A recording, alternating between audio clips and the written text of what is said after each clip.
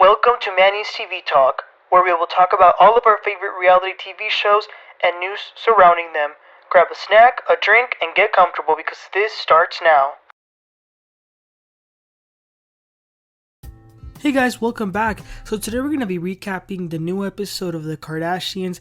This episode was packed of a lot of stuff, so let's get right into it. That is Season 3, Episode 7. So the episode starts off with what we have been waiting for. Kim goes over to Kourtney's house. It's time to talk about the Dolce and Gabbana problem once and for all. Kim starts off by explaining how Dolce approached her and that she did let Kourtney know about it in advance. She adds that initially it was made, the collab was for Skims, but they didn't do it, so they did the archive collection where Kim was the creative director. And that she did keep in mind not to use any of Kourtney's wedding looks. Kourtney says all of that is fine, but she wishes that Kim would have told her more about it. She says that Kim doing this takes away such a special moment. But here's the thing. If Kim working with a brand takes away from your special moment, which was your marriage ceremony, then you have the wrong priorities in what is special. I mean, I'm sorry. Kim also says, you know what? Kylie also did a campaign for that, so why don't you get mad about that? But Kourtney doesn't seem to care about her. But when it comes to Kim, she tends to overreact. And in Kim's confessional, she says something very interesting. She says, who got married in Italy? I did. And the same singer who performed at Kim's wedding performed at Kourtney's wedding. So she says, if anything, she copied my wedding. So she has a point right there. They continue to go back and forth about specific looks, specific outfits, if it was 90s archive, all semantics, right? And Kim keeps reiterating that she still kept Kourtney in mind and took certain looks out of the show. Kourtney says, well, you know, when I saw the outfits, I thought, this is my wedding. She continues to say that she wants her own identity. And I'm going to be honest, to me, hearing that, it kind of shows you that she has some deep insecurities. Because if you think that a clothing brand collab is your identity, then I think you might have some real identity problems. Kourtney then says to Kim, what is it about yourself that you always have to take everything? And again, that's a fair point from Kourtney as well.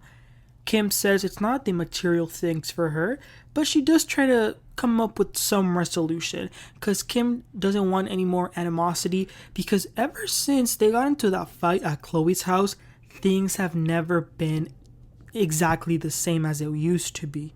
And that means things like hanging out, having lunch, stuff like that. Kourtney does try to gaslight her a bit by saying she cares more about the checks than their sisterhood. But Kim didn't come in super aggressive or defensive. On the contrary, she even apologized.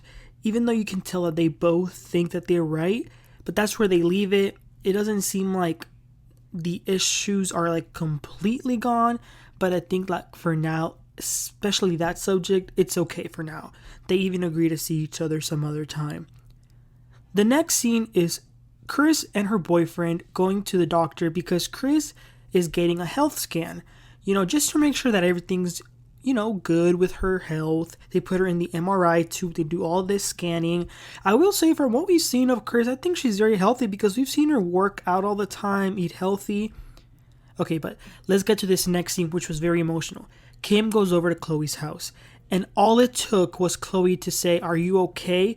And Kim completely broke down. She starts crying and saying it's just too much.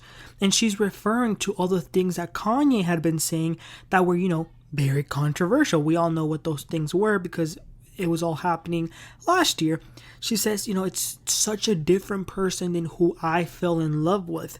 She also feels a little bit put in the middle. She feels guilty. Should she say something against it? But then will that look like she's going against his businesses? Because at the end of the day, it is the father of her kids. Khloe lets it be known that his views do not reflect the family and that he lost his Adidas partnership by himself, not because of Kim or anything, and because of what he said. And Khloe gives her some great words of encouragement and says, look at my exes, look at Lamar, look at Tristan and all that. Kim feels a mixture of anger and sadness, but her kids come first. Then she goes to a meeting because she's building a new house. Next up, Kris is returning to the doctor to have another meeting where they're going to analyze the results of the scanning that she took. They even scanned her brain and everything looked great. The entire body looked great. Nothing alarming, so good for her. And the doctor says that her body is just as good as a 40-year-old. And she's 67, so that's really good. Next up, Khloe and Kourtney go visit Kim to support her. I'm guessing that was the same week where all the Kanye stuff was just coming left and right, like all after another. And Kourtney also says, to not make the mood so somber, that she's planning a birthday party for her mother. The funny part is that they're all going to dress like her. We move over to another scene where Kim is spending time with her children. That was a very nice scene. She says that she is doing the best that she can with all the problems with Kanye, because sometimes she just simply doesn't know what to do. So she's just figuring it out day by day. Then next up, it's another day. Kim takes Khloe to go see a house that Kim bought in Malibu. It's an amazing house, you guys. It's huge. It's just by the beach. Beautiful house. She seemed very excited to have it. It's going to be a fun party house for the whole family, and they just want to make really good memories, so that's going to be fun. But then moving along to the final part of the episode, it's Kris' birthday party. We see all the girls getting ready with their Kris short hair wigs and all the looks. I will say, when the Kardashians and the Jenners put on those like short hair wigs, they look just like their mom, like identical.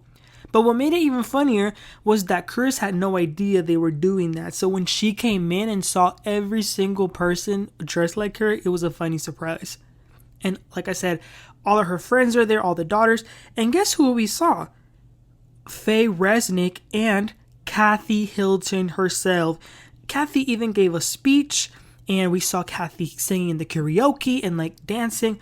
I bet Lisa Rinna is so jealous. But anyway, like I said, the rest of the friends also give speeches, and they just have so many nice things to say about Kris. Like, it makes you think that maybe she is just a really nice person. And they're just having so much fun. They eat, and like I said, they do karaoke, dance around, and it was a blast.